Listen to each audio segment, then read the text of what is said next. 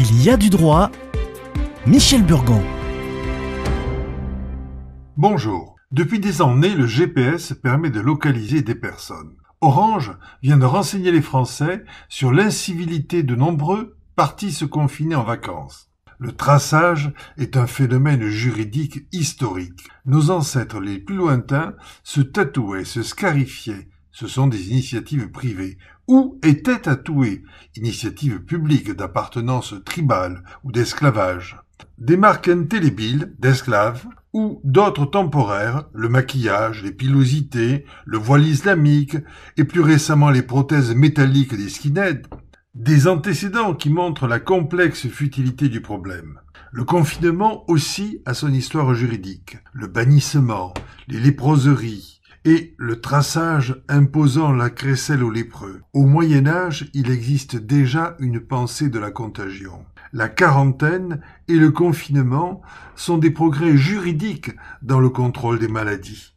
Hélas, le volet plus sombre est la désignation d'un groupe contagieux qui entraîne une peur diffuse, qui se cristallise sur les malades identifiés et ostracisés. C'est donc l'identification du malade, cible de la crainte, objet de la contrainte de placement qui est en question aujourd'hui.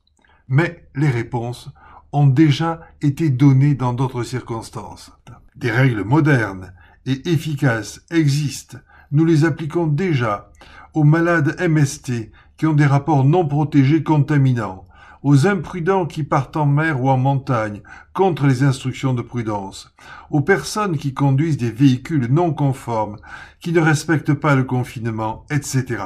C'est le concept de mise en danger de la vie d'autrui. Le Français doit apprendre à ne plus se vanter de resquiller, de braver les conseils et les interdits. Au contraire, il devra blâmer, refuser de parler à des personnes qui ne respectent pas les codes de sécurité, d'entrer dans les établissements mal protégés. Les hésitations à user des moyens à notre disposition ne sont donc pas raisonnables. La crainte de la honte sociale et de la ringardisation devrait tous nous décider. Par le biais du GPS et du smartphone, les personnes à risque seront ciblées et seront incitées à rester confinées. Les personnes saines sauront par un bip quand elles s'approchent d'une personne malsaine. C'est le retour bipé de la crécelle.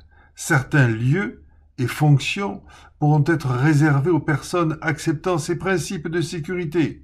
Et le smartphone deviendra un Ausweis. Les réfractaires à ces dispositions resteront confinés et surveillés par leur même téléphone. Confinement et traçage sont les mamelles de la victoire.